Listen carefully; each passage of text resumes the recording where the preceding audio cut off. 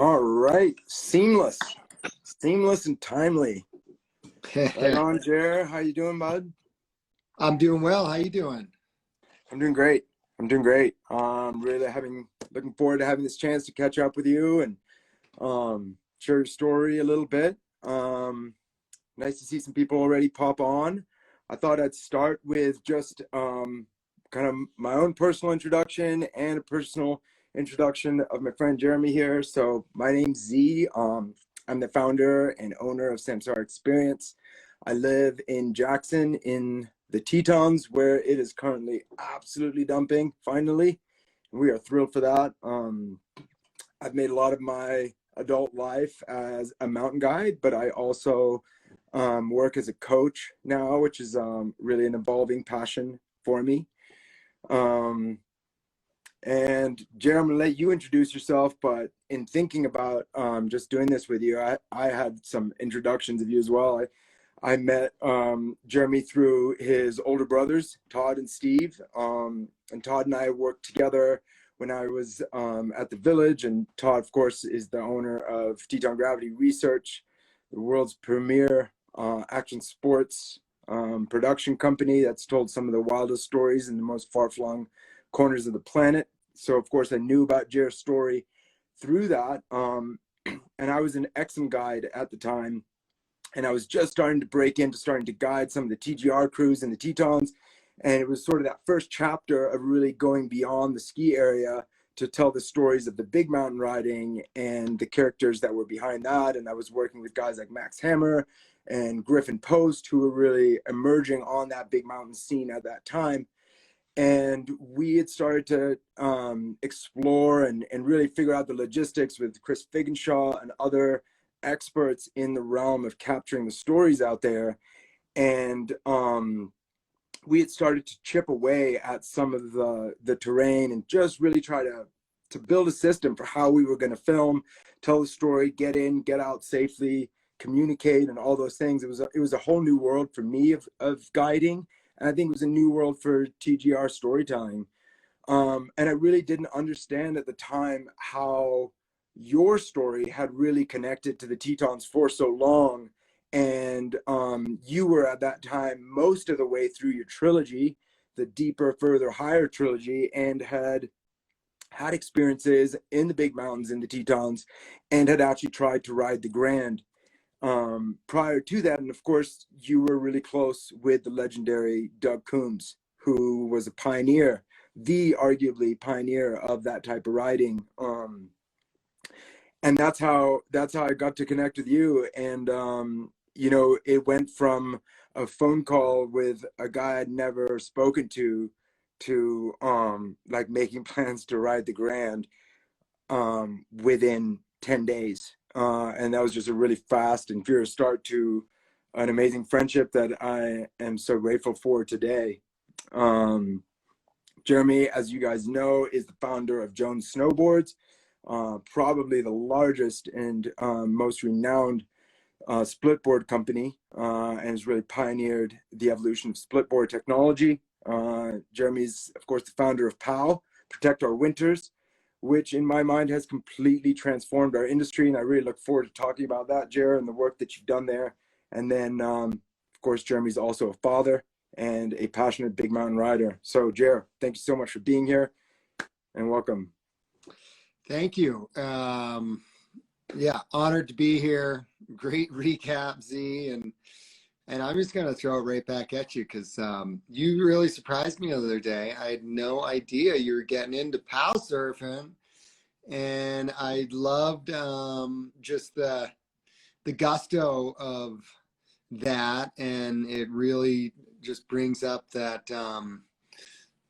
being a beginner, I call it like, it's good to be a kook and down at that lowest of tiers. And I've been most recent, I was like, I try to always have some of that in my life. And for me, most recently has been wing foiling, which I can do on the lakes here. And yeah, nice to be humbled and on the low level. Not, although I shouldn't say that, dude, you were ripping. I was very impressed, but it's just cool to, be learning new things and see that you're doing that. It really is. It really is. For everybody out there, Jared and I are probably just gonna ramble in a lot of different directions. But if you guys have questions that you want us to chat about, feel free to put them in there. And I also gathered a bunch of questions that were sent through the stories, so I'll try to touch on those also. But Jared, that's really been a big feature of my life in the last year. I would say that beginner's mind, as somebody's just writing there. And I don't know all of what has transpired in my mindset that's made it feel so accessible for me to just really just fall in love with doing new things. But like in the last year, I've become really passionate about mixed martial arts. That's been a whole new frontier of movement and athleticism for me. I've learned to swim. And my friend Cole Christensen has been patiently trying to teach me to surf. And I grew up in landlocked Switzerland. I really have very little exposure to water in its liquid form as a way to recreate. So it's all really new, but I've really found that in my journey back from my back accident, which happened about 2 years ago, which really set me back about 8 months of really not being able to do anything except for walk around my neighborhood. The evolution of coming back to sport from there really opened up a whole new way of thinking about my body, a whole new way of thinking about training. And the result of that is that I find that my body is just so much more able to learn new things and to sort of do athleticism in new ways.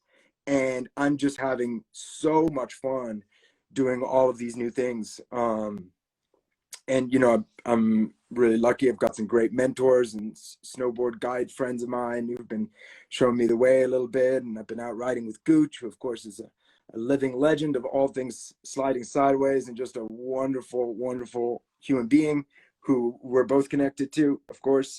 So that's been just so fun. Yeah, well, good on you, dude. And I look forward to nothing would make me happier to be out there with you and Gooch pow surfing. So let's We're make that gonna happen. definitely have to do that. Most definitely. Jared, I'd love to just fire a couple questions at you, things that I'm always wondering about, and I'm sure are questions on the minds of our audience too. When I think of you today, there's just so many layers to what you have going on and the work that you're doing. You're a business owner to a massive global company now. You are the founder of an organization that has completely transformed the way that skiers and snowboarders think about their responsibility to the planet and to the next generation. When I joined this industry as a guide, there was no conversation around the connection between the recreation, the privilege that we have to do that, and the responsibility to pay it forward. You've changed that game entirely. That's a big role. You're a dad and you're a incessant snowboarder. You're just always out there. But I know that comes with some some delicate maneuvering in order to balance all of these things. Tell us a little bit about those challenges and how you pull it off. Well, I like incessant because my wife would say I'm obsessed, but incessant seems like, I don't even know what it means, but it seems less maybe, bad. But it's funny. The one thing that has been constant since I was really 14, and hopefully no kids are out there listening, but I have really prioritized going snowboarding, like come winter, just on the daily. And I don't know, that has stayed a constant because it's kind of worked out for me. And then as far as like protect our winters and Jones and stuff, and family, I mean, now so much of my snowboarding is with my family, which is like, I think out of all the phases of snowboarding, I think I'm in the coolest phase right now, being dad following kids or vice versa. I'm still kind of leading the way, but they're starting to get in front of me, which is fine, and look forward to that. But Definitely surrounded with really good people on all fronts is the critical thing. And then, like, I always have a notebook with me, and none of my, just the way my brain works, like, I'm alive when I'm out there, and that's where, you know, I've never had some great idea just like working through emails and be like, oh my God, I got a design for a snowboard, or I should start something, or do this, or make a movie on this, or like, it all comes from the mountains. And then it's like, so I'm writing in notebooks and kind of, and then I bring that home, and it's the stuff that I can't talk myself out of, that I'm like, all right, I've been trying to talk myself out of this for a really long time, and I'm going to do it. And what's interesting is, as you know, in the mountains, like, we are in really serious mountains, zero mistake mountains, you know, and it's wild. You know, you make a mistake and you're not coming home, and that stuff is intense, and I do lose sleep over that. But I can tell you what's crazy is, you know, the thought of starting my own snowboard company, thought of like going foot powered and directing my own snowboard films, starting Protect Our Winters, like, the societal fears are every bit, if not greater than the, like, all right, we're dropping in here. If it slides, we're screwed, which, you know, ideally we're not in that scenario, but you know, inevitably we're in dangerous places where shit can happen. And so I do find it interesting how much fear is involved in making decisions in life, whether it's to, like, I want to learn how to pow surf, or now, you know, I'm out there again, like, just completely, like, someone sent me a wing. People probably don't know what it is, but it's like kind of like kiteboarding, but with without the strings. So you just hold this wing, and I'm like, I get this little backpack, and I'm like, fuck, I don't know anything about it. I'm on the beach looking at a 3-minute YouTube video, and I'm out there on a wave storm, and, like, I mean, everyone is like, this guy is fucking nuts, but it's just again, just this mindset that you can kind of build on things where you're like, I don't know, I'm out of my comfort zone, and that kind of feels good. And then the challenge is, I like that mental stimuli that comes from all of it. And then, you know, always trying to learn, and that goes with being surrounded by great people. And it's been awesome this last 6 months learning from you about fitness stuff. I've always kind of just, like, felt my way through it, and to get your playbook instilled on me has just been another cool way where I love being like, wow, all right, yeah, I didn't see it that way, and I'm going to try that, and it works. And you're like, just that open mindset. I see how that open mindset has been a thread through so many of those chapters. I'm already seeing a lot of questions around training. So, Jared, talk us through a little bit, like, your mindset, because I think it is pretty unique in how you approach. Like, I almost hesitate a little bit to use the word training because there's a lot of, like, sort of ideas around it being very structured and very gym oriented, and none of those things are really a part of your scene.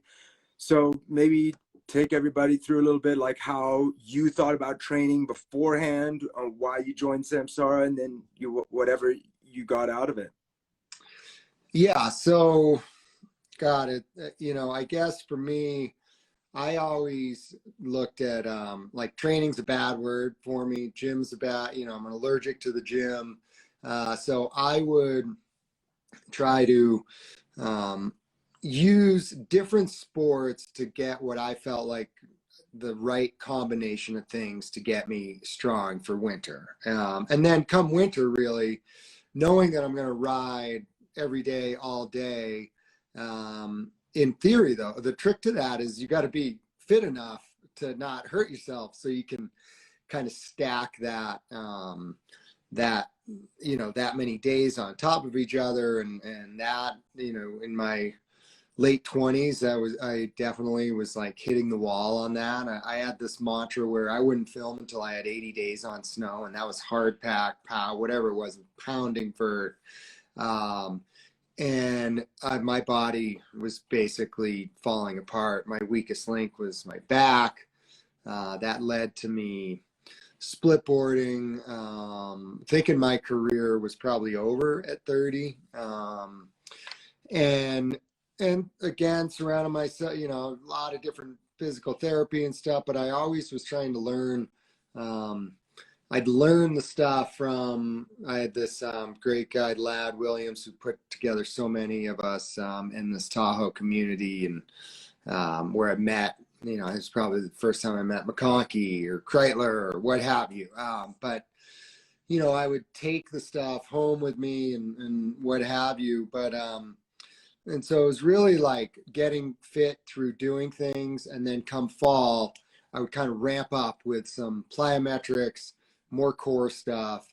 But I did feel like I was at a stage where I'm like, you know what, I should probably get some outside perspective on my training. And then that's where we, you know, started talking more formally as you developed your program. And I liked, I don't know, the kind of the rootsiness of it, and the unstructured, because the reality is, especially in the off season, like I am going a mile a minute. It is hard for me. It's crazy. I can mountain bike out of my house, and I got a 50-minute ride, I got an hour and a half ride, 2.5 hour ride, 3 hour ride, you know, kind of goes up from 50 minutes.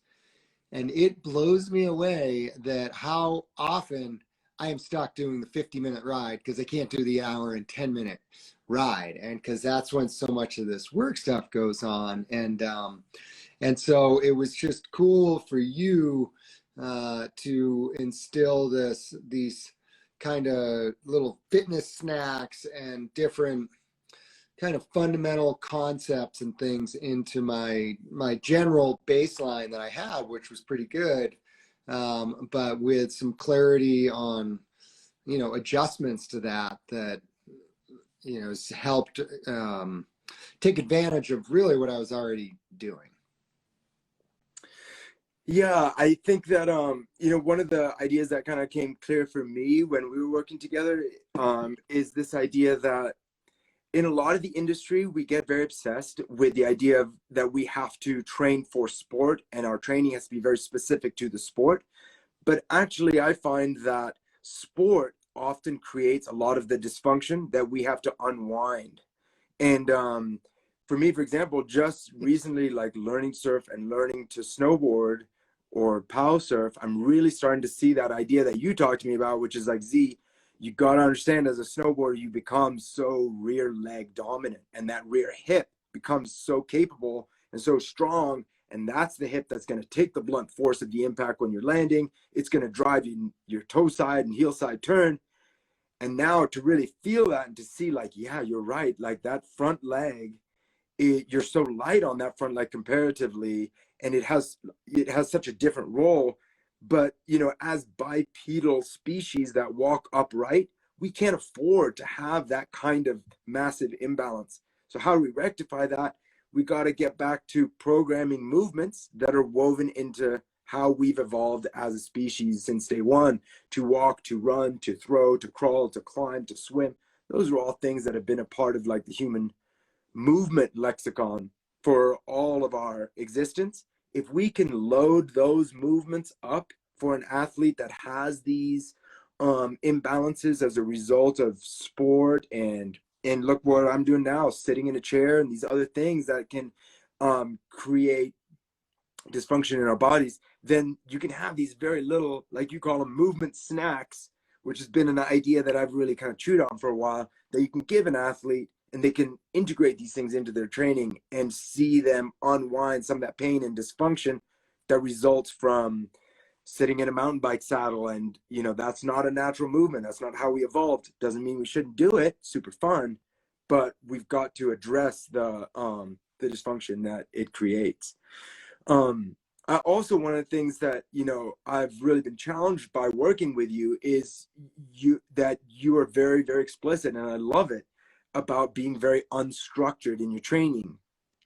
And, you know, most of us come from this background where it's like you get a training plan and it says this is Monday, this is Tuesday, this is Wednesday. And while I write a lot of those plans for athletes, the reality is that that's actually not how I train. I actually am very, I'm going to look at the weather. I'm going to look at the windows of opportunity. Today was a busy day, so I got up pre-dawn for a lap on Snoking. That was that. So then, I'm going to adapt my training to those opportunities. And when we started and I kind of wrote a plan, you were like, this is great and all, but my brain, my life, it doesn't work that way. And that's for us where we really kind of got going on this idea of this big mountain workout program, which is like, hey, well, what if I could give you one 35-minute workout that encompassed all these movements that you could say, hey, I'm going to plug this in any day of the week whenever it fits. And that really kind of got me going down that new path of thinking, how do I know that we're doing a good job taking care of athletes who want a structured approach. There are many, many of them. How do we take care of athletes who are maybe allergic to the gym, allergic to a training plan, but that doesn't mean that they don't need a training supplement in their life? Yeah, I think it's like, one, you have for sure, like if I was training to, climb Everest or something, you kind of ramp up or competing or, you're going to run an Ironman or anything, then that's a time to get like really structured in training. But in general, what I have found is what I try to focus on is what I call like things with compounding returns, meaning like, what can I implement into my lifestyle on a daily basis, from diet to morning routine to I know I'm going to get outside, and whether it's climbing, biking, surfing, snowboarding, whatever, gonna do that. But then also recovery, and be able to do this for my whole life. I'm not in the NFL where I'm like, okay, I made it to, now I'm done. And now what do I do? It's like, I am training so I can do this stuff for the rest of my life. And it's really that long game. And someone gave me this book of mastery, and it had described these different people and had these different lines. And I was surprised because it started out where you're reading and it's about the person who gets super intense and working really hard. And they were actually they call it like the hacker or something, they were the ones that the line went like that, and then the line would do that. And Yeah. mastery is this long, gradual line. And that is what I am after. And for sure, again, there's definitely bump ups in that line, but ideally never going down on that line. And so that, I think, just diving into my morning routine would be an example of probably the biggest improvement that I've had in my life, with overall health, where done for a day or a week doesn't really do not going to do anything. I'm now 3 years in, and I'm like, holy shit. And like that little 3 to 6 minutes that I am religious every morning on is having huge returns that, again, on it, in a short-term period doesn't do shit. And it's the same thing with diet. It's the same thing with recovery. It's like, now I'm really, and then I look around because I'm in what I call my Zen den, and the focus that I have put so much attention, just with kind of naturally without even thinking about it, but it's surrounded by all recovery stuff. Because I know I'm going to get out there and I know how to go and hit it hard on my bike or climbing or snowboarding. But it hit me that I'm like, wow, you take your recovery so serious. So now it's sauna, cold plunge, Normatec, leg compressions, inversion table, electric foam roller, kind of on and on and on. Um, you know, it's like a very good time to be talking because you know how you were talking about how there's this sort of propensity for people to like go 100, but then there's the inevitable crash that results. And I feel like this time of the year is when we feel that the most, right? Because it's all this pressure. Jared, what are your New Year's resolutions? Well, Right. I'm gonna go nuts. I'm gonna lose all this weight. I'm gonna start training like a maniac. And it just really contributes to what I feel is a very pervasive boom and bust culture around fitness. Yeah. And I think that is absolutely one of the things that I really want to help people overcome is like, I want to make training something that you are so in love with, that you so enjoy the time that you dedicate to yourself, that it's not a grind, that the movement really connects with the way that your body was designed to move. And when you get going that way, it becomes this thing that you seek to carve out in your life just as much as you seek to carve out like time to snowboard. I seek to carve out a little bit of time in my dojo where I can move in these ways and they just reset my body. And how we create happiness and fun and joy around those things, that's the key to that long-term mastery because you're just have all this joy and anticipation of the time that you spend rather than it being a thing where like your eyes are just bulging out of your head and you've just got to get into that mindset of I'm just going to grind myself so hard and I can only pat myself on the back if I'm just shot at the end of it, and it's just such a I think it's a very destructive way to treat our bodies.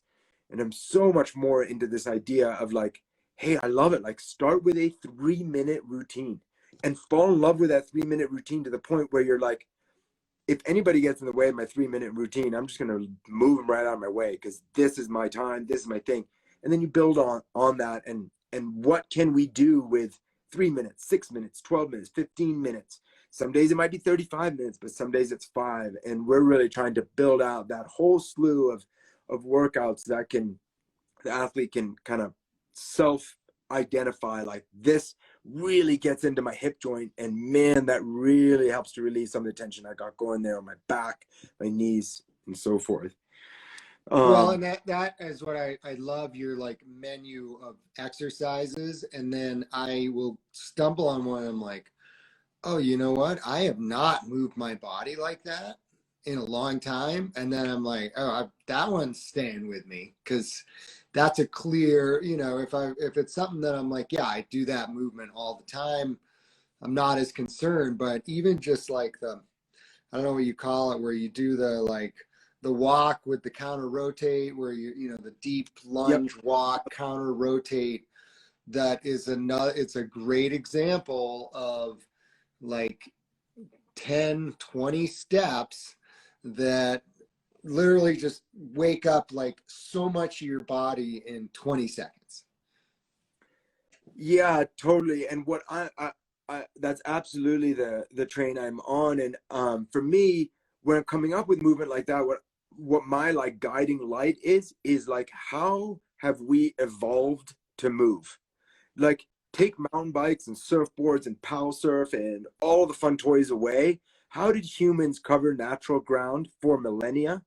If when we get back to understanding that and diversifying all of the ways that we would have covered ground, flat ground, uphill ground, downhill ground, uneven rocky ground, or water, how those are the ways that we have evolved to move. When we get back to those movements, we're going to unlock so much of the dysfunction that's a result of sitting in chairs way too much and living a Western lifestyle, and then very, very specific types of loading that becomes a part of our sport traditions, whether it's mountain biking or rock climbing. You build these great capacities to do that thing, but what are the counterbalance to that? And again, coming back to like natural patterns of human locomotion is a lot of how I think we get healthy again. So a lot of people asking questions about that, and I'm hearing you. So we'll post up some of those just short little pieces that Yeah, we're and doing.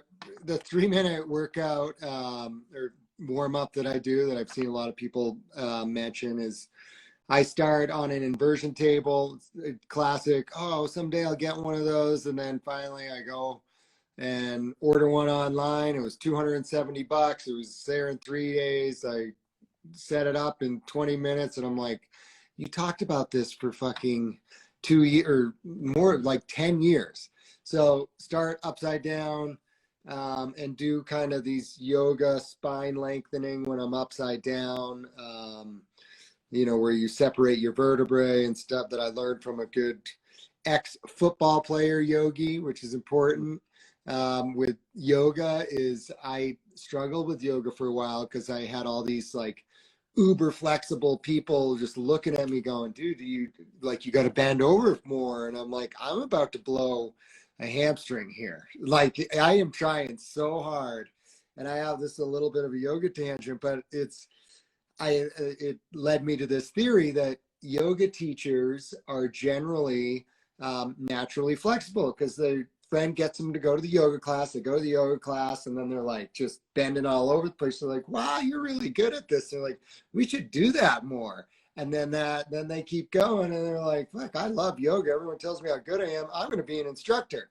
And they cannot wrap their head around stiff hips and stuff. And look at me, I've had yoga instructors just be like, dude, you call yourself a pro? Are you fucking kidding me?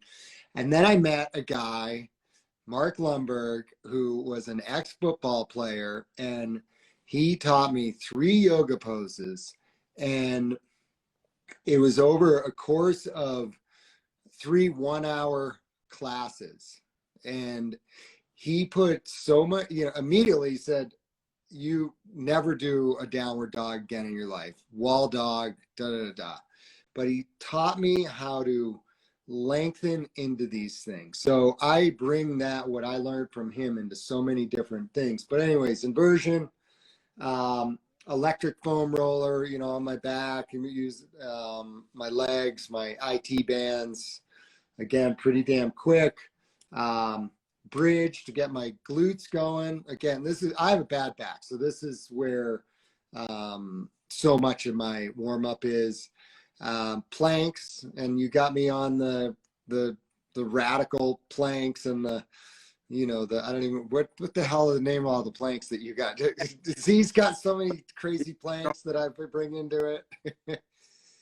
But the key to, again, like the planks and everything, is firing your glutes and your core in the right manner. Like everything I'm talking about, I have had an expert spend a bunch of time on these really simple moves, so I'm doing them perfectly. What do you call the kind of gorilla walk? The crawl. The crawl. Huge into the crawl. Yeah, definitely. The crawl at the end, and then I go back to inversion. And then if I am really sore, then I'll release my psoas. Again, something that takes a long time, but it's a really good thing to learn how to do it. I do it on a small ball. And that's the big, and then I will spin out. I have a very old bike that I got, my neighbor was throwing away, the opposite of a Peloton, and I'll spin out my legs for like maybe a minute, maybe 2 minutes, and that's it. Right on. Well, for all of you out there, if you want to see some of the programs that we got going, Basecamp is our platform, and we've got videos that are anywhere from 5-minute workouts to 35 minutes and everything in between. Things that are more strength oriented, things that are more movement, what we call athlete IQ, is a term that we're using a lot to talk about movements that are not so much about improving your strength, but really about rewiring the way that you move. And that's really what gets back to improving athletic performance, right? Because it turns out that this does not equal performance in the mountains. They're 2 totally different things. Just having a lot of strength the snowboarders out there, what you realize, and I don't know if it's with skiing too, but that rewiring that you teach, Z, is so critical, because it took a long time for me to realize, but like my back, leg, glute, like I was not firing it. And it became unwired. And so that's like the bridges force you to fire your glutes, and it's just the rewiring stuff is critical, because once you stop firing muscles, that's how you lead to these long-term injuries that are a pain in the ass to fix. No pun intended. Yeah. No, totally. I think that, in an ideal world, like I think this is totally possible, that athletes can get back to moving functionally, to relieving pain without any equipment, because humans didn't have any fancy tools for all of our evolution, and we were able to live happy, healthy lives because we moved in the right ways. But we're really changing the way that we move in our modern life. And some of that, we enjoy. We enjoy global travel. But guess what? Like sitting in an airline chair for 14 hours straight is not how we evolved to move. So we've got to get back to reinforcing those movements. And then our brain is allowed and sort of permitted to start triggering that pattern of motor unit firing or muscle firing that's been a part of how we moved since forever. When you do that, you get back to feeling really comfortable in your body again. Oh, and I forgot lunge. I guess it's called lunge, both like knee on the ground and then standing lunge. But again, the really important part is you pull into it. You don't just like torque on your hip. And again, that's where like a good yogi can teach you how to pull into those things. And even when I'm doing planks, I do this spine lengthening when I'm in the plank, to get this separation. Right on. Movement nuggets from Jer. Jeremy, I think another topic that I certainly want to touch on, both dads and actually our kids are the same age. I think you and I are about the same age. And the one consistent thing in both of our lives through all these different chapters has been for the mountains. And as you talked about earlier, that passion for the mountains is always connected to the dark side of life and loss, and ultimately risk. As you've gone through all these different chapters, from being this legendary big mountain rider who's very helicopter based, to then pursuing your career in the next chapter as really a human powered rider, and now into a chapter where you're got so many things going on, parenthood and POW and Jones. Talk a little bit about how the evolution of risk has gone, and what's the relationship that you have now with the mountains and risk, and how's that maybe different than how it was a few years ago? Yeah, it's ideally we get smarter, but I guess it's funny because in so many ways I'm like, oh, I don't have a risk, I don't have an appetite for the sharp end like I used to. And then if I look back, this past spring, it hasn't, we have film coming out. It's not released yet. You didn't hear it from me, but so we haven't been able to talk about this mission, but ended up hitting one of the most serious lines of my life, just due to the size of it, or and remoteness and the effort to hit it. And so it's not that I don't have an appetite for the sharp end. It's just, I think it's, I'm pickier. And my new favorite mantra is, if it's not a screaming yes, it's a no. I really am open about, I think the really important thing to ask yourself is, what happens if this slides? And if that answer is we all die, then you better feel 100% on what you're doing with, and ideally limit that answer to we all die, meaning it's common for me to be on something and we generally have an idea of like, all right, the weak layer in the snow is 10 centimeters down or a meter down. If it's past a meter down, then that's a really scary scenario. It doesn't matter what slope you are, but depending on where that weak layer is, what that worst case scenario looks like, that's important. And then really like clean terrain. I just can't tell you how much I love clean terrain, especially if I have questions in the snowpack, because clean terrain can erase bad decisions. Meaning, if you're on say a steep slope that then fans into a nice outrun, there's no cliffs below you, there's no trees below you, your odds of surviving that are that much greater. Of course, we don't want to get in an Abbey, but it is really recognizing when I'm in a no fall zone, trying to minimize that time. But again, that's not to say I will spend plenty of time in a no fall zone, but that's not the norm. And we see on social media and in the movies and stuff where you think it's the norm, and it's just not. And it's like the line that we wrote on the Grand Z, like, how many times is that thing formed up again? And it's like, we couldn't have been there a day earlier. The weather came in the day after we left. Mm. And I have not looked at it, but it's just an example of how fleeting that is. And it's why I would never place a picture of that line on my wall and be like, someday I'm going to go ride the Otter Body. You're crazy to do that. You're like, then you're going to make bad decisions. But man, we fell into this incredible cycle where it was like, holy shit, dude, the Otter Body is now on the table.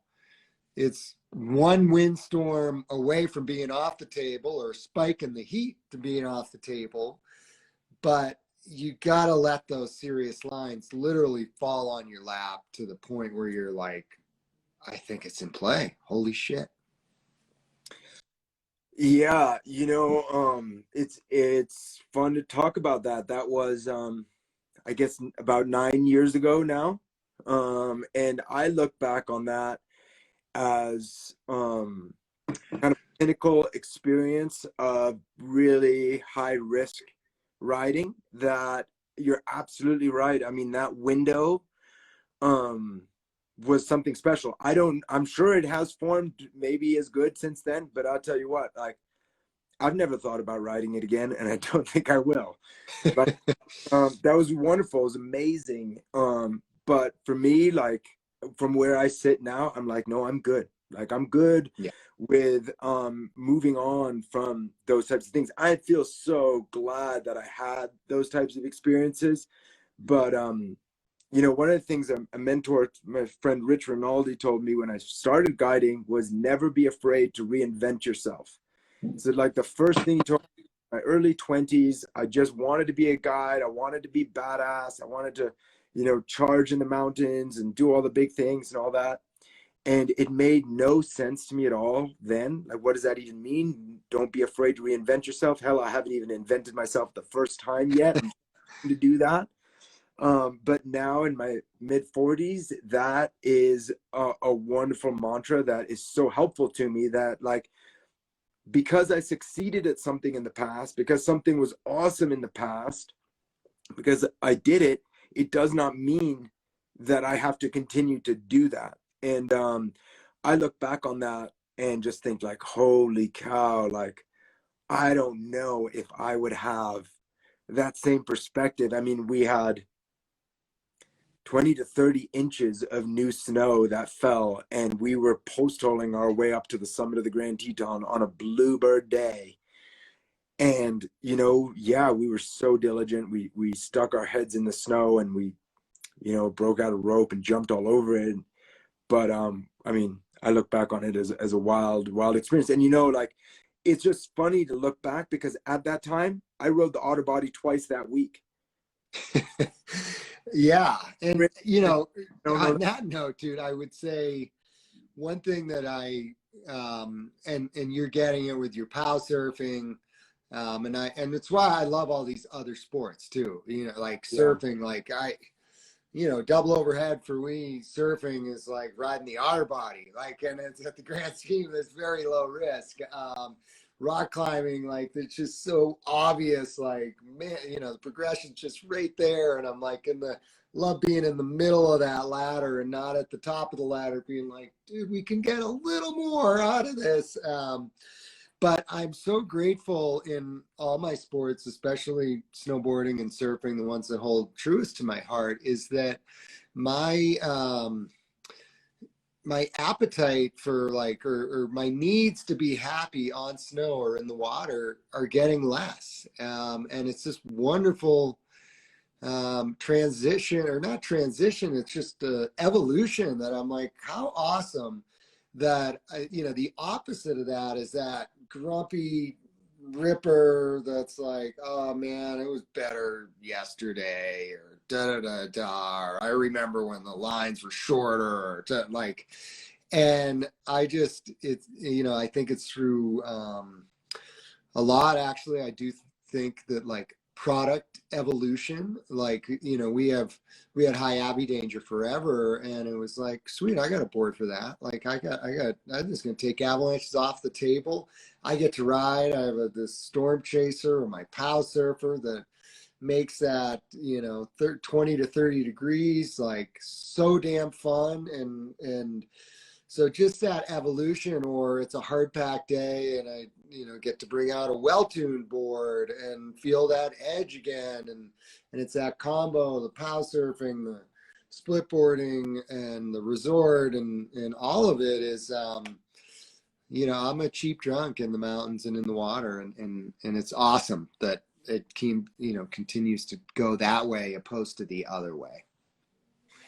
Well, I mean, I think you do know this, but like for me, in the years that followed us riding the Grand and connecting, I lost a lot of friends. It was a period of a lot of loss, and finding myself and finding a new way to like be happy in the mountains in a way that felt like more sustainable and more responsible to my primary job in life, to be a dad and to come home to my children, is really difficult. I live in a culture where like everybody sends it so hard. I mean, if you live or ride in the Tetons and the Clarks of the world, and the Adams and the Nat Murphs, all the guys that like, the standard for big mountain riding here is through the freaking roof. And the level of skill that these young guys bring to the table, the appetite for risk and the fitness, all of the elements, it's just so high. And it's very easy to get caught up in, well, that's who I was, that's who I'm going to continue to be. But I turned and I was like, well, look at Jer over there, a guy who like everybody knew was the guy for the big mountain riding, and it's still a part of his life. I know it's got to still be a part of my life. I'm not ready to let it go by any means. It's so rad, but I'm also want to find ways for it to evolve and find a more rightful place where I can live with the amount of risk I'm taking. And I just I check in with Jared and see what he's doing, and I follow that blueprint, or as you would say, like that playbook. But you laugh, but it's a true thing, Jared. It's a true thing. Like, I have definitely looked to you to just look for like, what can this balance look like in the life of somebody who's had it at the highest profile, ridden the biggest, wildest lines in the Himalayas and all over the place, and is still chasing that dream, but has put it in the right place, and has found all these other ways to enjoy the mountains and lead a fulfilling life. And so it is very much informed where I'm at today, and it's cool. I'm psyched. Well, thank you for that, Z. And yeah, sorry for all your loss. And if anyone hasn't seen Searching for Z, you have to see it. Very vulnerable, one of the most honest discussions around all of this, and a huge gift to this community. So thank you for that. And yeah, I think what's going on in the Tetons is it's important to recognize the level. It's kind of very similar to Chamonix, and I got good friends there, and I got good friends in the Tetons on the level, and it's fine. And I know going in there, like, okay, you're going into a world where these guys are operating on the daily, I don't want to say desensitized, because they are the best in the world. I mean, they're so sharp.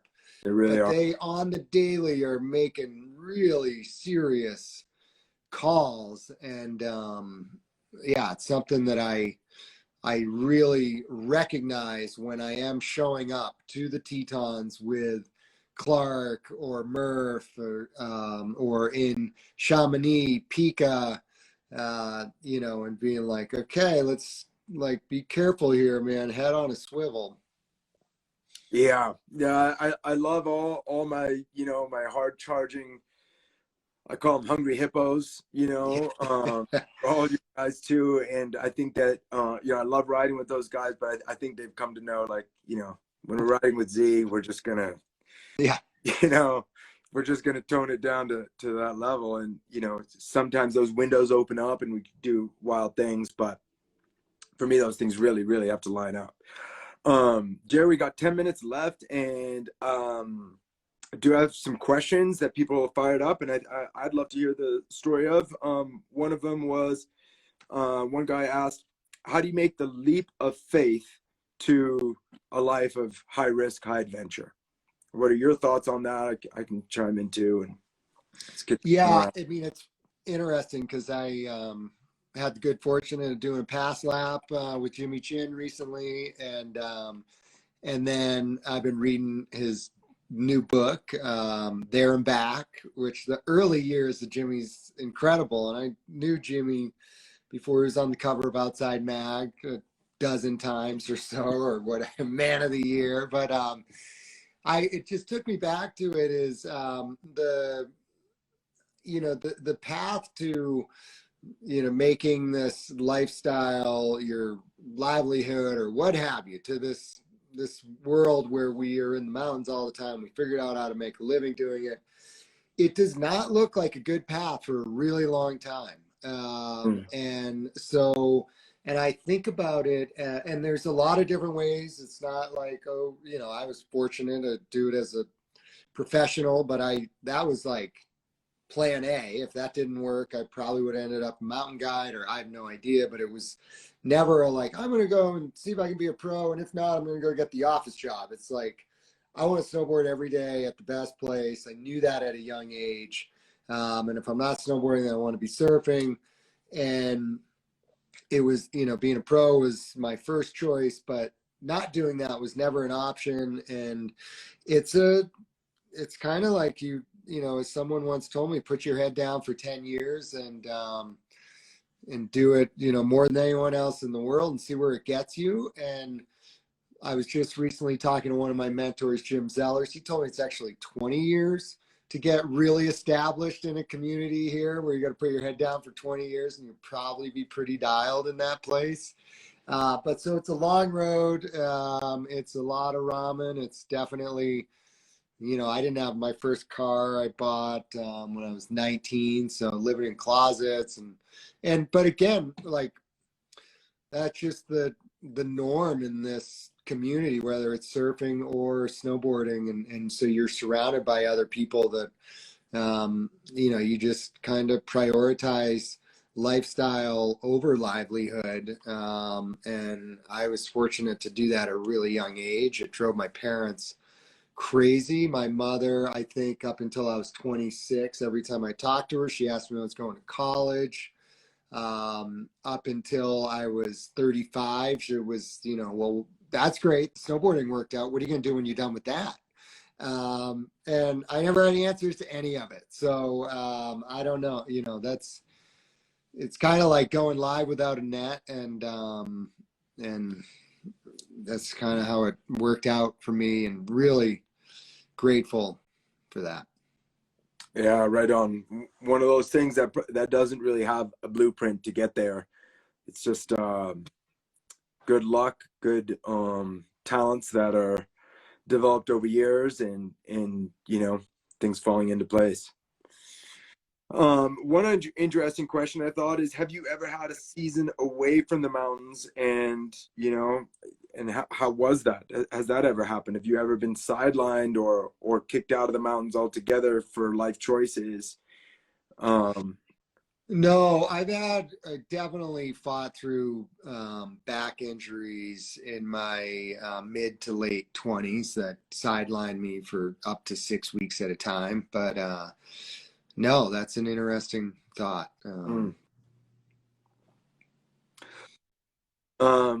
Maybe here a good last one is, what do you look back on as some of the experiences that have shaped, or have shaped who you are as a snowboarder, as a dad, and any of those capacities that you play now? What are some of the most formative experiences? Well, I mean, I definitely have to give a shout out to my brothers who, I remember I was in high school, 14, I think, and on a payphone talking to my brother, and I'm like, I'm in Jackson Hole, Wyoming. And I'm like, where the hell? I don't even know where that is. So just one of many things. And my brothers really laid out the whole rule book of like, hey, if you work all summer, and I remember, just to take it back, where I grew up on Cape Cod, going to Vermont, and my dad worked really hard, so we'd go there on the weekends, and some weekends he'd have to stay home and to work, and we would like figure out who the best skiers on the mountains were, and then try to ride with them on the lift. I remember we get on the lift with them, we're like, so how often do you ski? Every day. Holy shit, no way. What do? Well, I'm a bartender at night, and in the summer I paint houses. And that's exactly what my brothers and I did growing up, and just stacking cash, and then embracing that lifestyle. And so I guess I am such a product of the people, my brothers and people before me, that I've learned from. And that's really what is that's been my education, is the at this point, 100+ riding partners that I kind of take little pieces from. Awesome, Jared. Awesome. We've danced all over the map, from talking about training and kids and risk. Is there any other things that you want to touch on before we close up here? God, I think we're doing good. Yeah, feel good about it. Awesome. Well, you guys, thanks everybody for tuning in to listen to the chat. It's been a total pleasure for me, Jer. Thanks so much for taking the time. And we're going to, if Z doesn't botch it here, I'm going to be able to save it, and then it'll post, so you can check out the first part if you missed it. And hit us up in the comments. I'm sure Jared will answer, and I'll certainly answer. Thank you to all for being a part of this community and this life around the mountains. And Jared, thanks again for your time and your insights, your wisdom. No worries. I'll leave with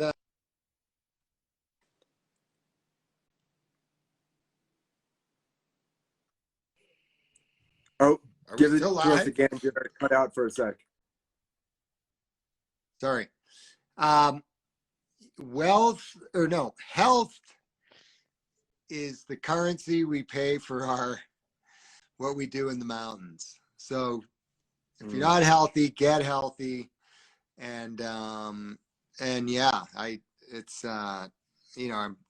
just keep going, and throw that old moniker of oh, I turned 40, I'm too old, and I'm still getting crushed by guys in their 50s and 60s. So just never stop going. And the advice that I ran into Rudy Homburger in Alaska, who's this great Swiss explorer. He was getting ready to go out, or he had just climbed and skied one of the last or the tallest peak in Alaska. It was 12,000 foot. Oh, sorry, Z. No, I got you. But anyways, I said, how do you keep going, Rudy? And he said, never stop and eat light. So with that, I'm out. Cheers. Right on. Cheers, everybody. Good night. Good night.